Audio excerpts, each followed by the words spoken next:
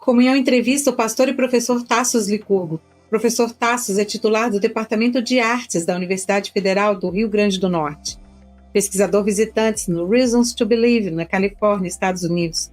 Advogado, pós-doutor em Educação, pós-doutor em Apologética Cristã, escritor. Como pastor, fundou e dirige o Ministério Defesa da Fé, onde atua incessantemente pela defesa dos valores cristãos na atualidade. Boa tarde, pastor Tassos.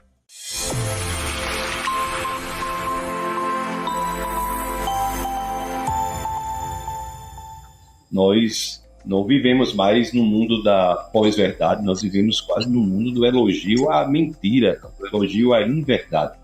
Então, o relativismo, tanto no que diz respeito à verdade, quanto no que diz respeito ao relativismo moral, tem infiltrado a cabeça dos jovens e da população de modo geral. Hoje em dia, o jovem acha que se ele acha bom, se ele deseja, se ele quer, ele pode ir adiante e fazer que está certo. Como se a base da moralidade deixasse de ser Deus e passasse a ser a própria pessoa. Do ponto de vista da teologia, essa é a proposta que foi feita à serpente, lá no jardim. Chegou para a serpente chegou e disse assim para o primeiro casal, disse que não bastava que eles fossem feitos à imagem e semelhança de Deus, eles poderiam ser como o próprio Deus, conhecedores do bem e do mal. O que isso queria dizer? Queria dizer que não bastava que eles fossem feitos à imagem e semelhança de Deus, mas a base da moralidade podia ser eles próprios. E, de fato, isso tem estado na base, no fundamento, no alicerce de todas essas ideologias anticristãs, a ideia de que a verdade absoluta não existe, de que o que é certo para todo mundo, a ideia do relativismo tem estado na base de todas essas ideologias que destroem a humanidade. A exemplo do antinatalismo, antipatriarcalismo, a exemplo do movimento político LGBTista, do negrismo, a exemplo do indigenismo e todas essas demais ideologias. A relação entre ciência e fé, esse ano, pastor, foi uma coisa, um tema bastante discutido, né? Eu vi, inclusive, nos podcasts do senhor, conversando com muitas pessoas da ciência, o senhor é um homem muito culto. Para o senhor, quais foram as principais coisas que aconteceram nesse âmbito de ciência para nós e quais são as lições que nós podemos tirar desse assunto no futuro? Olha, o cristianismo, se você for analisar bem do ponto de vista da história intelectual, ele é a única visão de mundo genuinamente ortodoxa. O que é ser ortodoxo? Orto é reto, doxo é opinião. Então, o cristianismo é a única visão de mundo que busca, de fato, a opinião reta. É por isso que há tanto debate dentro do cristianismo sobre a interpretação correta de uma passagem, sobre a interpretação correta de um posicionamento. Esses debates incessantes se dão porque a visão de mundo cristã, ela abraça e comporta a ideia de que devemos buscar a opinião reta. E no que diz respeito à fé e à ciência, a fé e a razão, não poderia ser diferente no ponto de vista do cristianismo, porque o cristianismo, ele diz que Deus, ele se revela não unicamente pela Bíblia, mas também se revela pelas coisas criadas. O apóstolo Paulo, na carta aos Romanos, no capítulo 1, no verso 20, diz que pelas coisas criadas nós temos acesso a algumas características de Deus. E o estudo das coisas criadas, que é o universo de tudo mais que existe, se chama ciência. Então não há de se falar que, do ponto de vista principiológico, assim, necessário, a ciência é incompatível com a fé. Ao contrário, a ciência, ela anda lado a lado com a fé. Agora, você pode fazer a ciência de forma errada, assim como você pode fazer teologia de forma errada. Mas ciência e teologia feitas ambas de forma correta são absolutamente compatíveis. E muitas pessoas têm entendido isso, que o cristianismo é compatível com a razão, é compatível com a fé. Tem até um mandamento na Bíblia, na primeira carta de Pedro, no capítulo 3, no verso 15, que diz que nós devemos pensar a nossa fé. A primeira de Pedro 3,15 diz assim: santifique o Senhor o seu coração, esteja sempre preparado para apresentar tudo aquilo que vos pedi, a razão da esperança que é em vós. Então, devemos estar preparados, e há um mandamento bíblico para isso, para que saibamos a razão da nossa fé, a razão da esperança que é em nós. Então, razão e fé, ciência e fé, no cristianismo devem andar juntas. E sempre fizeram isso, o cristianismo genuíno. Historicamente, e é por isso que as maiores e melhores universidades do mundo foram criadas como escolas de discípulos cristãos. Harvard, Princeton, Yale, Cambridge, Oxford, para citar alguns exemplos, foram criados como escolas de discípulos cristãos. O lema original da Universidade de Harvard é verdade para Cristo e a Igreja.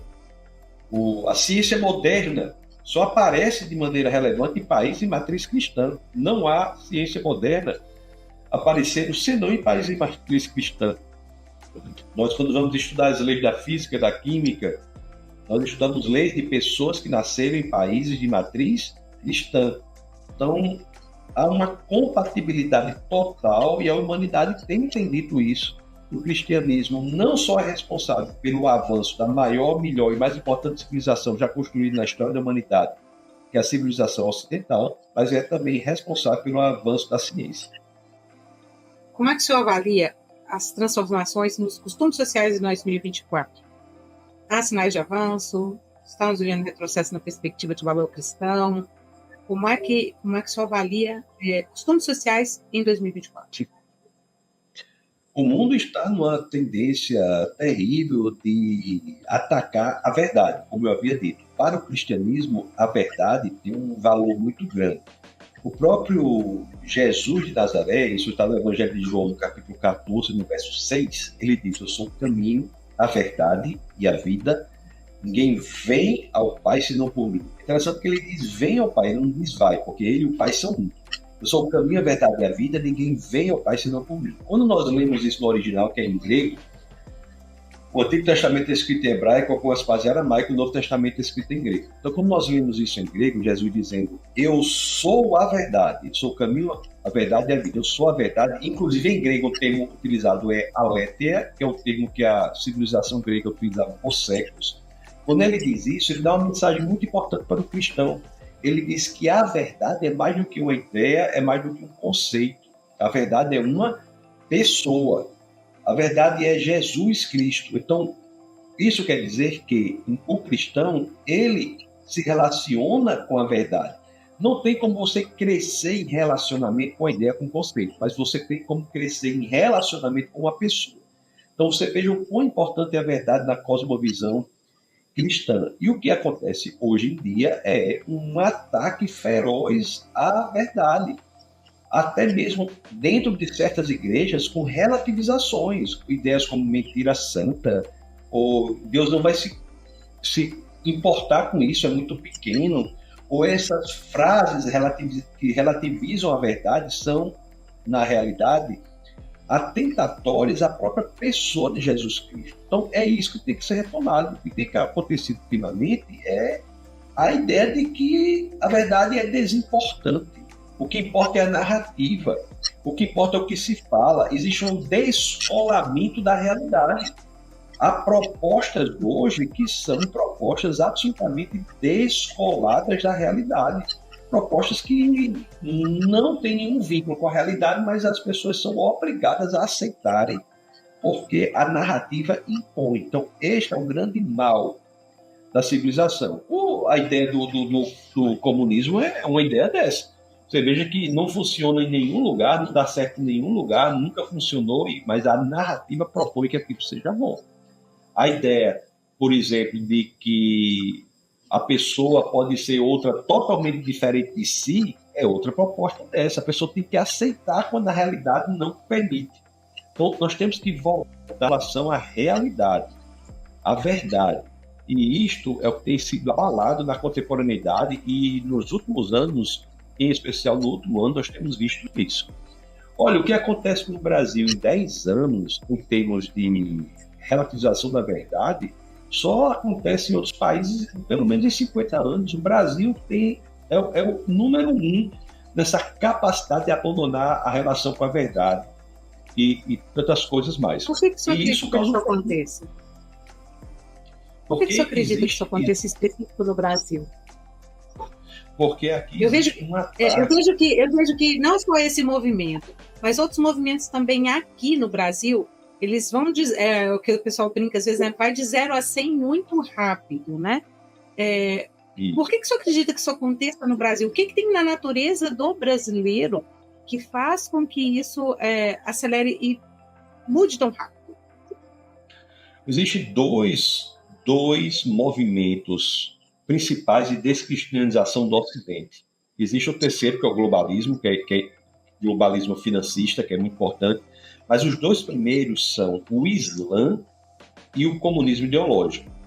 Veja que o Islã ele não consegue se propagar no Brasil, e pouca gente diz isso, mas a razão por que ele não consegue se propagar no Brasil é graças às igrejas pentecostais e neopentecostais nas periferias. Você vai para qualquer periferia do Brasil, você vai ver uma igreja pentecostal e não pentecostal lá, elas chegam. Os pentecostais e neopentecostais são cristãos que conseguem consertar o avião voando. Eles vão e ocupam os espaços. Então isso impossibilitou o avanço do Islã. Isso o que não aconteceu na Europa, por exemplo. Eu, quando jovem, eu ia muito à Suécia, como morar na Noruega, ia muito à Suécia, e a Suécia é o melhor país do mundo para se morar. Hoje em dia, o grau de estupro e de todas as coisas que acontecem lá é enorme e a vinculação é com um processo migratório. O Brasil, por outro lado, foi fortemente atacado pela essa ideologia do comunismo ideológico, pelo marxismo ideológico, pela guerra cultural. E a base de atuação dessas ideologias do comunismo ideológico é exatamente o ataque à verdade. Então, o Brasil, por ser muito relevante na questão do cristianismo, nesta parte do mundo, na América do Sul, o Brasil, mais de 50% da América do Sul está no Brasil, o país mais forte da América do Sul. Então, foi fortemente atacado no processo de descristianização, e a investida que se dá aqui é exatamente por meio dessas tentativas de imposição de ideologias anticristãs que são braços do comunismo ideológico. Então, por isso que aqui é um foco de ataque tão grande assim. O Canadá tem sofrido isso também em grande escala, embora tenha sido também afetado grandemente pelo aspecto migratório. Outra dificuldade ou qualidade do caso do Brasil que meio que torna imune, né, essa questão que nós somos um povo por formação muito tolerante, muito pacífico. Tanto é assim que nós somos formados pela miscigenação. Eu, quando era criança, eu via na escola, nós somos um povo mestiço. Hoje em dia, não se quer mais dizer isso. O comunismo ideológico quer tirar a ideia de miscigenação, de mestiçagem. Por quê? Porque isso demonstra que nós somos tolerantes. Nós temos uma resposta, uma solução à tensão racial. E isso também é algo muito diferente no Brasil. Essa tolerância nossa faz com que certas coisas propaguem. Só em relação à mestiçagem, só para falar um pouco, nós tivemos um presidente negro no Brasil quase 100 anos antes de Obama. Foi Nilo Peçanha, em 1910. Ninguém fala isso. Nem se fala Pelé isso. É chamado... Pelé é chamado... Como é que a senhora falou? Pô, quase 100 anos Nem antes se de Obama. fala Nós nisso. Pois é, não se fala. Nilo Peçanha, presidente negro no Brasil, em 1910. Pelé é chamado de Rei Pelé. O patrão da literatura nacional é Machado de Assis, considerado negro. A Igreja Católica faz várias representações de Maria. Maria era branca, né? Faz várias representações. Maria Auxiliadora, Maria da Conceição, Maria isso, aquilo. Aí tem uma que é negra, Maria Aparecida. E essa aí, a negra, é a padroeira nacional. Então, se não há racismo estrutural no Brasil, nós solucionamos esse problema. Quando eu digo que não há racismo estrutural no Brasil, não estou dizendo que não possa haver racistas. É possível que há racistas, como assassinos, estupradores, pedófilos, há pessoas horríveis. Mas o racismo como caracterizador do modo de ser do Brasil não tem. Então, essa tolerância que desemboca nessa história maravilhosa que nós temos de aceitar o diferente, de incorporar o diferente, tem feito também com que essas propostas que são aparentemente de tolerância encontrem um ambiente propício para se desenvolver. Gramsci, o pensador que estava preso sob o regime de Mussolini, e na prisão ele escreveu Cartas do Cárcere, ele propõe exatamente isso. Nós devemos entregar um veneno, mas com um rótulo bonito. Então, esse rótulo bonito é o rótulo da tolerância. Aqui no Brasil, encontra um ambiente propício para se desenvolver, quando, na realidade, essas ideologias são extremamente intolerantes. Vou pegar, por exemplo, o movimento político LGBTista, que é o movimento político mais poderoso do Brasil, que se diz defensor dos homossexuais, que na realidade não é nada disso. Quando você tem um homossexual que é contrário a este movimento político, ele é fortemente atacado. E eu cito um exemplo aqui do hoje já falecido, o então deputado federal, o senhor Clodovil Hernandes, notadamente homossexual, mas fortemente atacado por esse movimento político, porque simplesmente porque era diferente. Então você veja que há movimentos políticos de descristianização, anticristãos, que atacam a diferença, querem colocar as pessoas em categorias como se insetos fossem, querem tratar as pessoas como insetos, colocá-las em categorias para dominar sobre elas. É uma verdadeira senzala ideológica que está sendo proposta nas mais diversas áreas, e as pessoas não têm noção disso no Brasil. E engolem esse produto porque tem um rótulo bonito, mas o veneno é perverso. Ano após ano, a família tem sido desafiada pelas mudanças culturais e pelas mudanças políticas que a gente já conversou, né? Na sua visão, quais são as maiores ameaças e as maiores oportunidades para a preservação dos valores bíblicos na vida familiar hoje? A família bem estruturada, a família do tipo bíblica, é a instituição mais importante já da face da Terra, da história da humanidade, no quesito de propagação da humanidade. A propagação da humanidade se dá somente na união do homem com a mulher, com os seus filhos. E isso se dá de maneira mais estável exatamente na família. E essa unidade, essa instituição tem sido fortemente atacada por vários vieses. Um primeiro viés de ataque à família é a proposta antinatalista. A proposta de que você não deve ter filhos. E se tiver, pelo menos tenha um filho. E as mulheres são ensinadas de maneira errônea que a melhor idade para ter filho é depois dos 40 anos, quando na realidade não é depois dos 40 anos. A pessoa pode ter filho 40 anos, não tem problema nenhum, mas não é a melhor idade, nunca vai ser. E é isso que tem sido proposto. O antinatalismo é brutal. Tem casais hoje cristãos, por exemplo, que não têm filho, vão criar um cachorro como se filho fosse. Então o antinatalismo tem atacado ferozmente a família. Só ter uma ideia, hoje nós temos no Brasil uma média de filho por mulher de 1,65. Você pega aí, poucos anos atrás, você tinha 2 filhos por mulher, você pega nos anos 2000, 4 filhos, nos anos 80, 6 filhos por mulher. Então, essa é uma queda abrupta de quantidade de filhos por mulher, que faz um decréscimo da população preocupante. Se não houver uma taxa de natalidade acima de 2,1 por casal, há um decréscimo da população. Então, veja que a família é atacada pelo antinatalismo, a família é atacada pela proposta de que os homens não sejam fortes.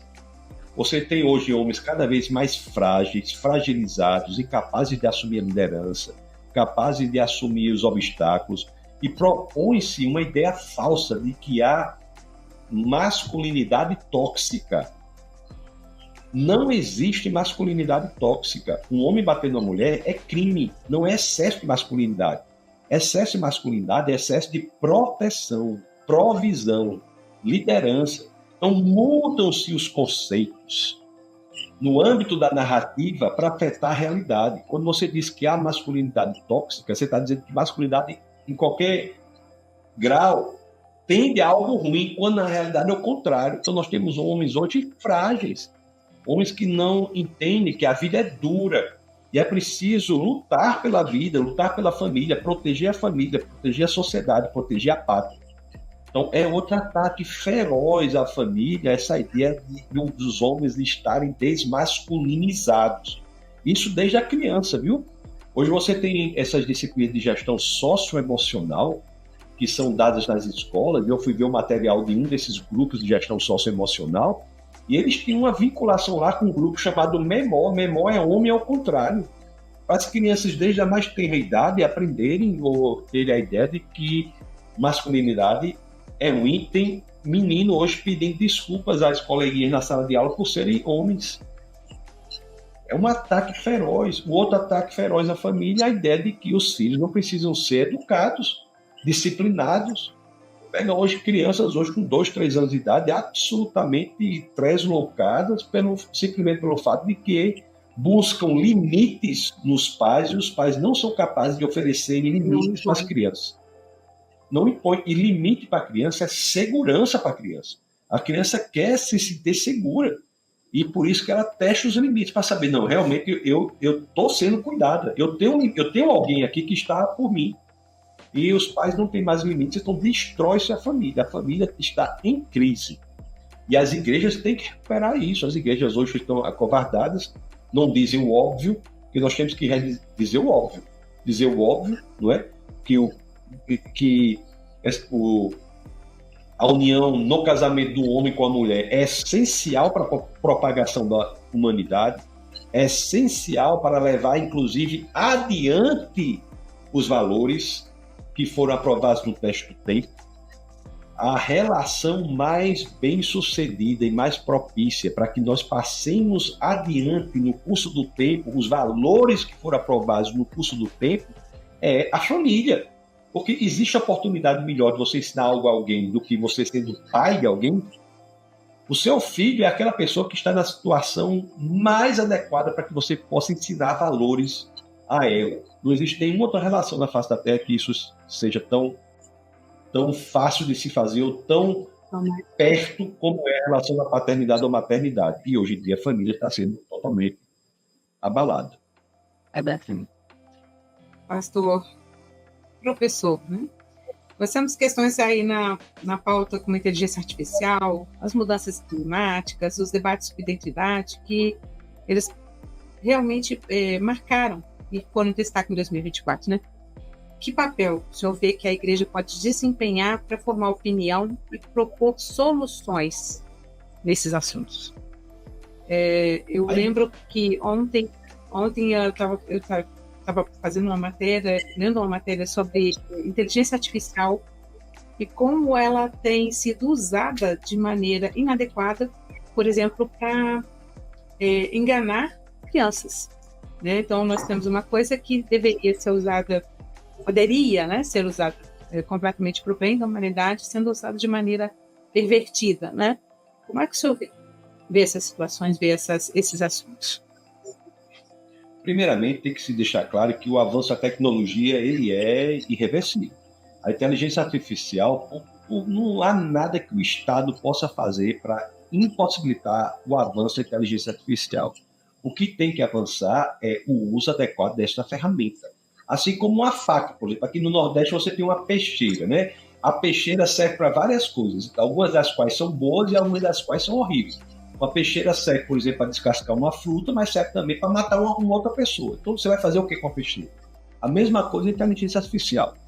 Então, a inteligência artificial é algo que veio para ficar. Agora nós temos que saber utilizar de forma ética e que não destrua a chamada inteligência natural. Porque o que há hoje em dia é um problema grande, né? Olha, a média de QI no Brasil é 83. 83. Isso é preocupante. Mas, se eu tenho uma ideia, quem tem o QI 100, tem uma boa e uma má notícia para quem tem o QI 100, né? A boa notícia é que ele é mais inteligente que metade da população. E a má é que ele é mais burro do que a outra metade. Então, o QI 100 já é um QI médio. E o 83 é preocupante, porque se o QI médio do brasileiro cair 10 pontos, nós estaremos falando de uma população de deficientes intelectuais.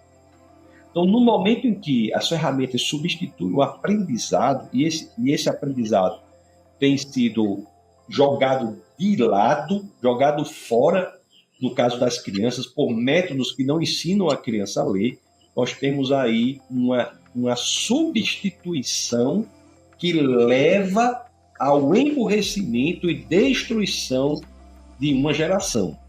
Esse é o grande problema. Esse é o grande problema. Nós não podemos ser contra a inteligência artificial, mas nós temos que ser a favor da inteligência natural também. As crianças têm que aprender a ler, têm que aprender a falar. Porque hoje em dia o que se pretende é desenvolver métodos de ensino que não ensinam a criança a ler. Para a senhora ter uma ideia, nós temos hoje a impressionante instituição da escola que não serve para ensinar ninguém a ler.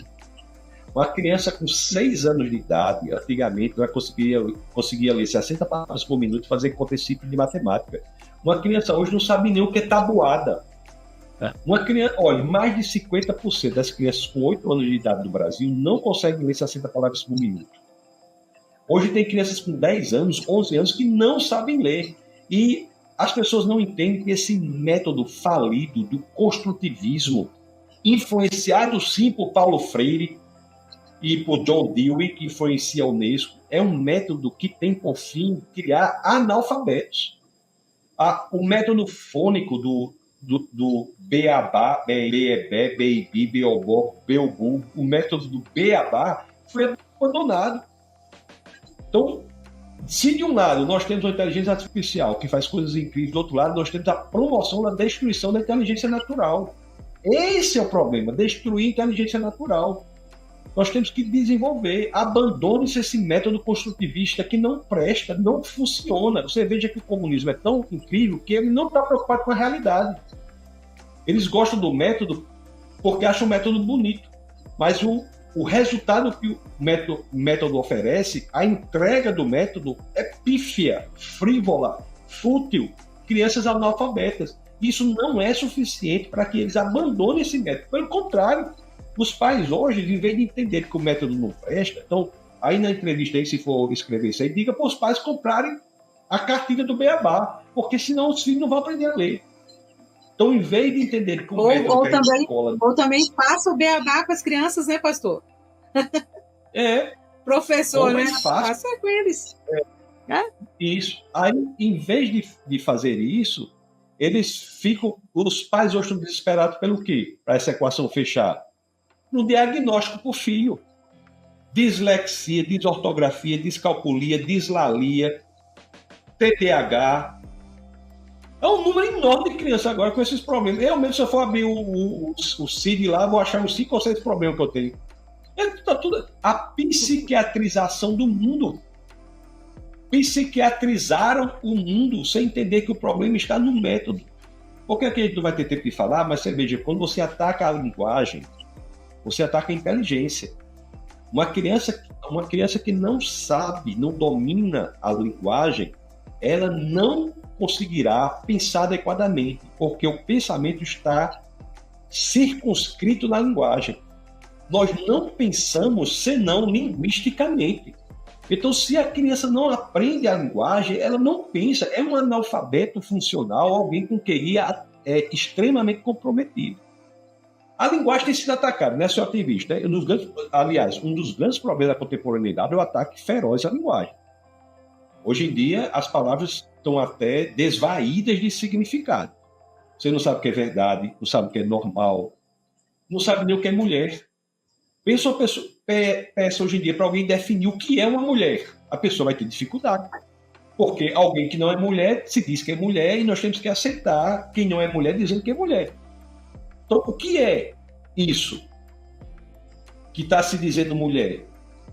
Quando o problema para a sociedade disso é linguístico e, portanto, do pensamento. Se não há mais vinculação com a realidade, se tudo é linguístico e a linguagem é imposta pelo Estado, nós estamos sendo dominados em nosso pensamento. Nunca houve na história da humanidade um esforço estatal de propor uma linguagem específica. Houve tentativas no nazismo, houve tentativas de fazer isso. Quando se diz que a língua é viva, é porque ela se desenvolve naturalmente, não por imposição estatal. Hoje em dia impõe-se. Tem até palavra que não tem significado. A sigla do LGBTQ, esse Q, queer. E queer significa o quê? Ninguém sabe. É uma palavra que, por definição, é indefinível. Eu falo uma coisa que o outro define, é isso? Como é que nós podemos conviver com palavras esvaídas de semântica? Então, se nós abrimos mão da nossa autonomia linguística, nós estamos abrindo mão da nossa autonomia de pensamento. E, portanto, o que eu quero dizer com essa resposta?